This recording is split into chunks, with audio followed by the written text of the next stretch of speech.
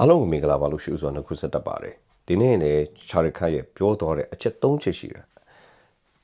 ကျွန်တော်နားထောင်တဲ့အခါမှာတကယ်ကောင်းချစ်ဖြစ်ပါတယ်ဒါကြောင့်ကျွန်တော် share လုပ်တာဖြစ်ပါတယ်ဘာကြောင့်သူပြောတဲ့စကားတွေကိုကျွန်တော် share လုပ်တယ်လေဆိုတော့သူပြောတဲ့အရာအဖြာစကားဖြစ်နေလို့ဖြစ်ပါတယ်ဆိုတဲ့အကြောင်းလေးဖတော်အောင်ဆုံးပြောချင်ပါတယ်ဆိုဖတော်အောင်ဆုံးတစ်ချက်နဲ့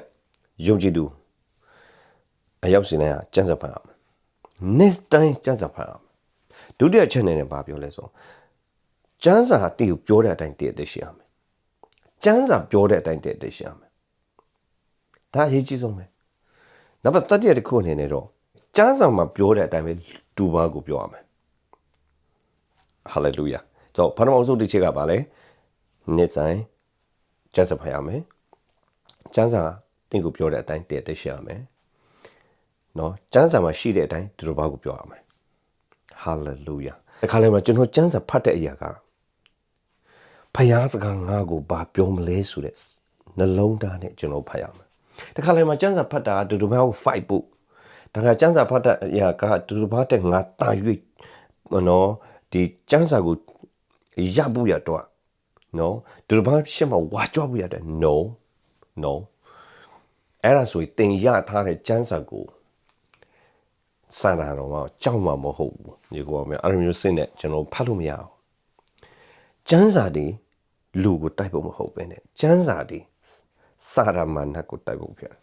။နော်ကျန်းစာဒီတည့်တတောက်တိဆောက်ပြီးဖြစ်ပါတယ်။ Hallelujah ။ဒါတော့ကျန်းစာဖတ်တဲ့အခါမှာကိုယ့်အတွက်ဖတ်ပါ။နော်ကျွန်တော်ပြောချင်တာကျန်းစာဖတ်ရင်ကိုယ့်အတွက်ဖတ်ပါ။ကိုယ့်ရဲ့တက်တာထဲမှာကိုဖတ်တဲ့အခါအဲ့ဒီကျန်းစာကတည့်ကိုပြောတဲ့အတိုင်းတည့်အသက်ရှင်ပါ။အာမင်။ကျွန်တော်ကျန်းစာမှာရှိတဲ့အရာကိုပဲသူတစ်ပါးကိုပြောပါအာမင်တခါလည်းကျွန်တော်ပြောတတ်တယ်လေငါရဲ့ခံယူချက်တလို့ပဲအခုခံယူချက်နဲ့ယုံကြည်သူတွေအများတော်တဲ့အတွက်ကြောင့်မို့အဲ့ဓာတွေကတမန်တရားလမ်းမှာလွေးချော်နေကြတဲ့အရာတွေအများကြီးရှိတယ်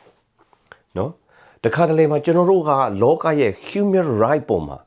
ကျွန်တော်သွားလို့မရဘူး human right ကိုကျွန်တော်တခါတလေမှာယုံကြည်သူတွေကစံစာထဲမှာရှိလျက်နဲ့ကျွန်တော် human right ကို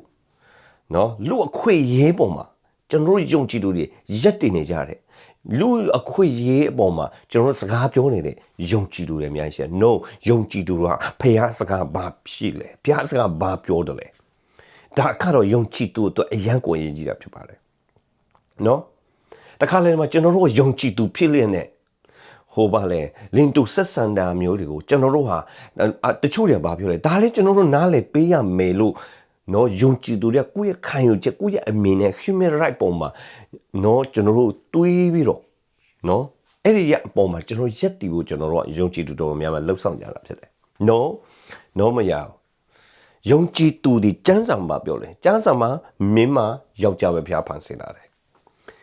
ဒါဥပမာနဲ့ပြောပြတာနော်ဒါကြောင့်ကျွန်တော်တို့ရဲ့တတ်တာအထက်မှာဖျားစကားမရှိလေစကားပုံဘုရားစကားမှာရှိတဲ့အတိုင်းပဲသူတို့ဘာကိုပြောပါဘုရားစကားမှာရှိတဲ့အတိုင်းပဲဒီရက်တည်ပါနော်ကျွန်တော်က Christian faith ကိုနော်မယိုင်စီပါနဲ့နော်ကျွန်တော်တို့က biblical ကျမ်းစာမှာရှိတဲ့အတိုင်းကျွန်တော်တို့ရက်တည်ဖို့လိုပဲအာမင် hallelujah ဒါကြောင့်ကိုယ့်ရဲ့ခံယူချက်ကိုယ့်ရဲ့အမြင်နဲ့မတော်နဲ့ကျမ်းစာမှာဘာပြောတယ်လဲပြောတဲ့အတိုင်းတည်လို့ဆောင်ပါအာမင် hallelujah ဒါကြောင့်ကျွန်တော်တို့တစ်ခါလည်းမရတော့ဒီလိုကျမ်းစာဒီလိုဖျားကြောင်းကဘယ်လိုမျိုးသွားရလဲနော်Pentecostal ဘလို့ဘာလဲအမျိုးမျိုးပဲကျွန်တော်မပြောတတ်ဘူးနော်အဲ့လိုမျိုးခံယူချက်ဝိညာဉ်တော်နဲ့သွားတယ်ဆိုတမျိုးနော်ကျမ်းစာနဲ့ပဲသွားတယ်ဆိုတမျိုးအားလုံးယုံကြည်တယ်ကအများမျိုးရှိကြတယ်ကျွန်တော်အဲ့ဒါတွေစုံမစားအောင်ကျွန်တော်တို့ကဘလို့သွားလဲကျမ်းစာမှာဘာပြောလဲပြောတဲ့အတိုင်းကျွန်တော်တို့သွားတယ်ကျမ်းစာမှာရှိရင်ရှိတဲ့အတိုင်းကျွန်တော်ပြရက်တည်ပြီးတော့ပြောရေးတယ်လှုပ်ဆောင်တယ်အသက်ရှင်တယ်ဒါပဲဒါကရေးကြည့်ဆိုမယ်ဒါကြောင့်မို့နေ့စဉ်ကျန်းစာဖတ်ဒုတိယကျန်းစာမှာတိကိုပြောတဲ့အတိုင်းကျန်းစာမှာတမန်ကျန်းစာတိကိုပြောတဲ့အတိုင်းနှုတ်ကပတော်တိကိုပြောတဲ့အတိုင်းတည်းအသက်ရှင်နော်ကျန်းစာမှာရှိတဲ့အတိုင်းပဲဒုတဘာကိုလည်းပြောကျန်းစာမှာရှိတဲ့အတိုင်းပဲတည်လှုပ်ဆောင်ဒါဆိုရင်ယုံကြည်သူတယောက်ရဲ့အတ္တထဲမှာတကယ်ထူးခြားမှာဖြစ်တယ်ယုံကြည်ရဲ့အတ္တထူးခြားအာမင်ဟာလေလုယာရောက်စေရဖျားရှိတောင်းချပေးပါစေအာမင်